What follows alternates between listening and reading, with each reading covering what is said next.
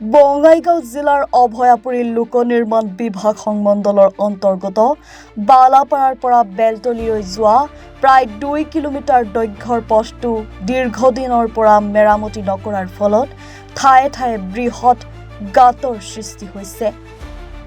পথটোৰ দুয়োকাষে জহি খহি গৈছে, ফলত সঘনাই দুৰ্ঘটনা সংঘটিত হৈ আহিছে। উক্ত পথটোৰে দৈনিক প্ৰায় শ যান-বাহনৰ লগতে স্থানীয় লোক চলাচল কৰে।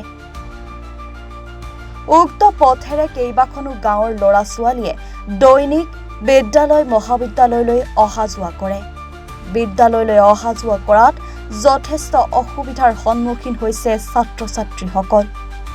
সমষ্টিটোৰ পুনৰ নিৰ্ধাৰণ হোৱাত দুজনকৈ বিধায়ক এই বিধ্বস্ত পথটোৰ দুৰৱস্থাৰ কথা ৰাইজে অৱগত কৰিছিল, কিন্তু কোনেও কোনো ধৰণৰ মেৰামতিৰ ব্যৱস্থা নকৰিলে পথছোৱাৰ।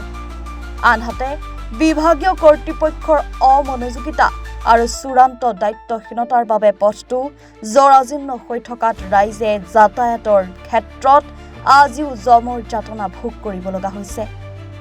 বিভাগীয় কৰ্তৃপক্ষক বাৰম্বাৰ দাবী জনাই অহাৰ পিছতো আজিও কোনো ব্যৱস্থা গ্ৰহণ কৰা নাই বুলি অভিযোগ উত্থাপন কৰিছে। বালাপাৰা টু বেলতলী পিডব্লিউডি যিখন ৰাস্তা, এইটো দীৰ্ঘদিনৰ পৰা জৰাজীৰ্ণ হৈ আছে। বিগত 8 বছৰ আগত ৰিপেয়াৰিং কৰিছিল, তাৰ পিছৰ পৰা কোনো ৰিপেয়াৰিঙৰো ব্যৱস্থা নাই। যেতিয়াই বৰষুণ আহে গোটেই ৰাস্তাত পানীৰে ভৰি পৰে আৰু দুই কাষত প্ৰকাণ্ড গাঁতৰ সৃষ্টি হৈছে। আৰু আপোনালোকে গমে পায়, বালাপাৰাত দুখন হায়াৰ ছেকেণ্ডেৰী আছে, হাইস্কুল এখন আছে, এম ই স্কুল এখন আছে আৰু প্ৰাইভেট স্কুল 4খন আছে। এইখন ৰাস্তাতে হাজাৰ হাজাৰ ল'ৰা-ছোৱালী অহা যোৱাও কৰে। এই বৰষুণৰ দিনত সঘনাই সৰু সুৰা দুৰ্ঘটনা ইয়াতে হৈ থাকে, কিন্তু বিয়াগম এটা বিভাগ থকাৰ পিছতো এই ৰাস্তাটো আজিলৈকে কোনো মেৰামতিৰ ব্যৱস্থা নকৰিল বা ৰাইজক অহা যোৱা কৰাত যে সুব্যৱস্থা কৰি দিব সেইটো আজিলৈকে কৰা নহ'ল।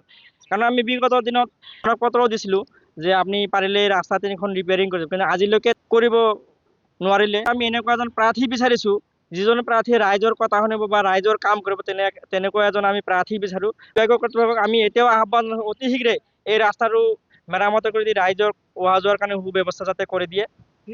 সেইকাৰণে আমি বিয়াগম এটা বিভাগ আছে, বিভাগীয় কৰ্তৃপক্ষক আমি আহ্বান কৰিছোঁ অতি শীঘ্ৰে। বাৰিষা থাকিলেও বাৰিষাৰ সময়তো তেনেকুৱা উন্নত প্ৰযুক্তিত আজিকালি কি কৰিব নোৱাৰে গভৰ্ণমেণ্টে, ইচ্ছা থাকিলে সব কৰিব পাৰে। এতিয়াও সময় আছে মেৰামতি কৰি দিয়ে আৰু ৰাইজক অহা যোৱা কৰাত যাতে সুব্যৱস্থা কৰি দিয়ে। কাৰণ কালভাৰ আছে, কালভাৰ থক এটাও আপোনাৰ কালভাৰ বনাইছে কি ড্ৰেইন বনাইছে, ঠিক ড্ৰেইনত ফুটা ৰখা নাই। পানীখিনি এনেও উপঙি উঠে বাৰিষাৰ দিনত, এককাল পানী হয় এইখিনি ঠাইত, কাৰণ সেই পানীখিনি যে ওলাই যাব সেইখিনি ৰাস্তাও নাই।